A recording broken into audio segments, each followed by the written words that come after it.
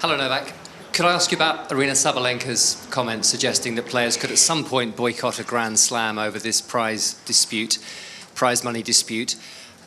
Do you think this is a cause that potentially merits strike action? And could you personally ever see yourself boycotting one of the slams? I think you've been around the tour long enough to I think, remember the times when I was a president of the council and when I was also forming a PTPA, which was now 6 years ago. So you guys know my position on that. I've said it many times. I don't need to talk about that, too long. Players know that they'll always have my support. And that's all. The new generations are coming up, and I'm glad that there's willingness to, from the leaders of our sport, like Sabalenka, to really step up and really understand the dynamics of how the tennis politics works and understand the nuances and really what needs to be done, not only for her benefit and well-being, but for everyone. So, and that's a true leadership for me. I think that she needs to maintain that, and I salute that. So that's all I have to say about that. And we're all part of the same sport. We all try to elevate the game, whether it's players, tournaments, governing bodies.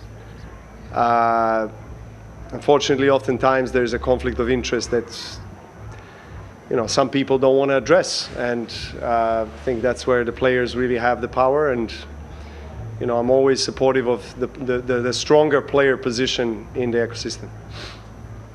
Hey Novak, then given, as you said, kind of what you've done in terms of tennis politics in the past, do you feel part of this movement, or do you watch on the new generation, kind of encouraging them from the side? I am watching more from the side, to be honest. I haven't been part of those meetings and conversations. But my position is very clear. I support the players and always will support stronger player position in the ecosystem, as I said. Also in the past, what I noticed is many times people would twist particularly my words and say that I'm asking myself for more money even when I was winning slams, and you guys like to put headlines of the Grand Slam winner gets so-and-so, never more in history. But we're not talking about the lower ranked players, the tier one, the ground base level of the tennis players that are struggling. They're leaving tennis because of no funding, and we are, I think, the only global sport.